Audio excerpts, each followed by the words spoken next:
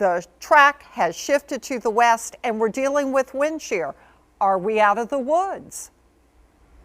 No, absolutely. I love the point that you made, Margaret, because you're still going to be on that right-hand side. You're still talking about some of those impacts. You can see the wind shear. I mean, looking at satellite, you can see some of these thunderstorms, the tops being blown right off of them. So there is some wind shear. And even with this change of the forecast, the tropical storm force winds extend well out from the center, but think about the rain bands. 90% of your tornadoes occur in that right front quadrant right in here. So you're talking about rain bands, you're still talking about tropical rain. Sometimes when they weaken slightly in the wind category, they tend to spread out a little bit. So you could see some of those rain bands extend out from the center, and those tornadoes and those rain bands, that could produce a flooding, and it also produce some storm surges as you get that onshore flow.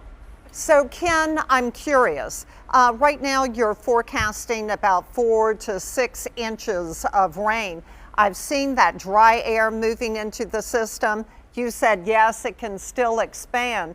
Do you think we could get the 4 to 6 inches of rain, or are you going to back off on that? Yeah, we're looking at those calculations. What's interesting is when you have this situation, you could still get those rains, but if you spread that out and the rain bands get a little further out, some of those high totals, we could be talking maybe the Mississippi coast or further out along the portions of Alabama. It's all going to depend on where those rain bands are. And around the center, you could have some of that dry air right around the center. That's why we always tell everybody every storm is so completely different.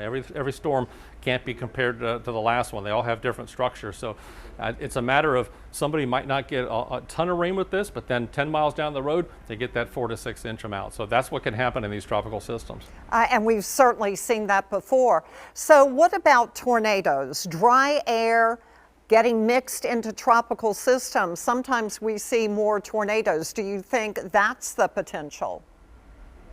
I think the potential is definitely there. You start seeing, some of the force of the winds. You just get that twist, and it's those rain bands, and there are multiple rain bands. If you go back, it's interesting to go back to the satellite here. You can kind of see some of this going on, the tail end here, and some of those rain bands. That's where you can start seeing some of that. So look, but you got to step back here a little bit, and you can see just because the center goes like this, look how far out some of these rain bands are, and if you bend that around, that could be inland. That could be Hattiesburg. That could be, further inland with some of those tornadoes. So that's something we're going to have to really watch out for.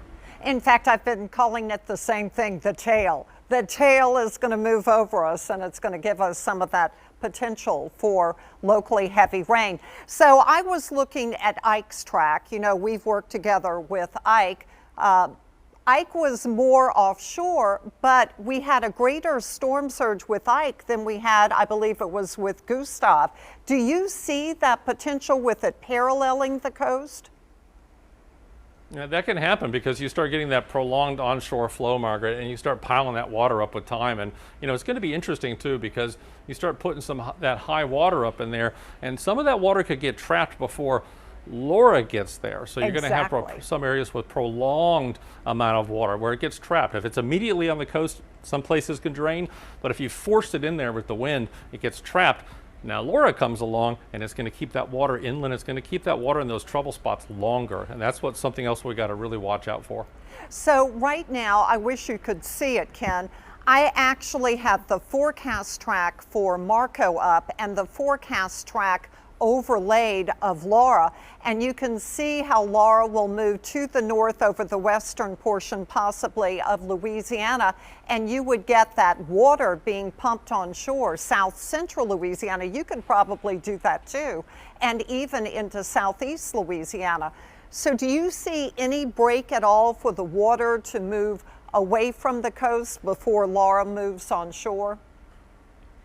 Yeah, those trouble spots, that water can linger for quite a while. And the other thing, Margaret, that we got to look at, Laura's going to be much stronger. Our forecast is for a Category 2 hurricane. And what's interesting about it is right now the center is just south of the coast of Cuba, which means you're not getting it disturbed as much if it was over land. So as a result, you got more warm water to work with, especially if we're on that left side of our cone. You can actually see a storm a little stronger than what we're forecasting, and that means a large storm, stronger storm, and that could produce the storm surge. And I do remember that, with Gustav and looking at Ike, just even though it was offshore, it was so large that you put that storm surge in there. So you can't compare those storms. They're all so different, but with Laura, it's going to be a large storm, it's going to be stronger, and we can still get some storm surge. And because it's going to be larger, you've also got that potential to get more rain again over southeast Louisiana. So that's a concern.